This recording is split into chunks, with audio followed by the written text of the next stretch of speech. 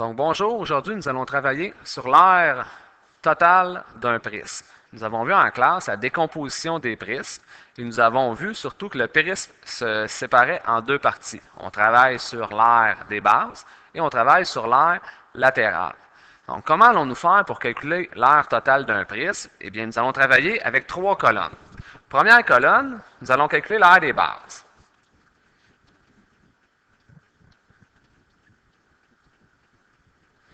Deuxième colonne, nous allons travailler sur l'aire latérale.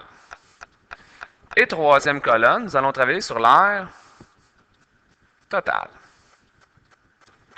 Et à toutes les fois que nous allons travailler avec l'aire d'un prisme, nous allons écrire les formules nécessaires pour calculer l'aire de chacune des colonnes. Donc, pour l'aire de la base, nous avons un pentagone. Donc, un pentagone, nous savons que l'aire de la base est donnée par CAN sur 2. Et nous écrivons dans la marge, encore une fois, le C, le A, le N, le P et le A. Nous avons travaillé sur l'aire latérale en classe et nous avons découvert que l'aire latérale était donnée par la formule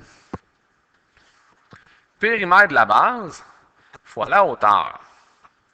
Et finalement, l'aire totale est donnée par l'aire de la base, des bases, plus l'aire latérale.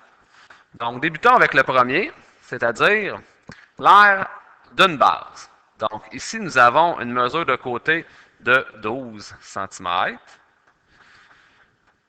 une mesure d'apothème de 8,3 et un nombre de côtés équivalent à 5. Donc, si nous voulons calculer immédiatement le périmètre, nous devons faire 5 fois 12 pour 60 cm. Il nous reste à calculer l'aire. Donc, l'aire de la base, le C, 12, le A, 8,3, le N, 5, que nous divisons par 2. Donc, l'aire d'une base est égale à 249 cm². Évidemment, dans un prisme, nous n'avons pas qu'une seule base, nous avons deux bases. Donc, pour calculer les deux bases,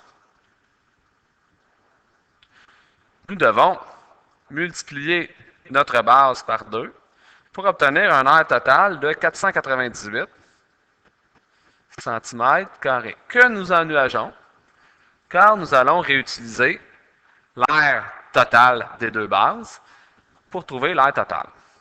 Donc, pour l'aire latérale, bien, nous commençons. L'aire latérale est égale au périmètre de la base. Donc, nous avons vu en classe que si nous travaillons sur un rectangle, nous prenons la base fois la hauteur, nous additionnons l'autre base fois la hauteur, nous additionnons l'autre base fois la hauteur, et ainsi de suite. Donc, qu'est-ce que nous avons fait? Nous avons fait le périmètre de la base. Donc, notre périmètre de la base qui est 60. Donc, dans ce cas-ci, le 12, le 12, le 12, le 12 et le 12. Fois la hauteur du prisme. Nous savons que la hauteur du prisme, c'est la distance entre les deux bases. Donc, fois 15 cm pour un aire total de 900 cm².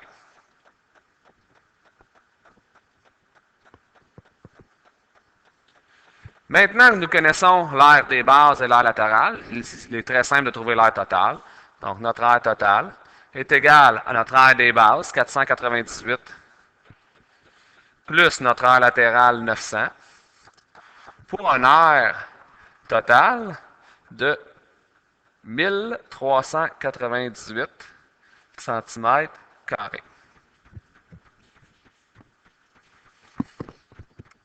Donc, très important d'y aller en trois colonnes.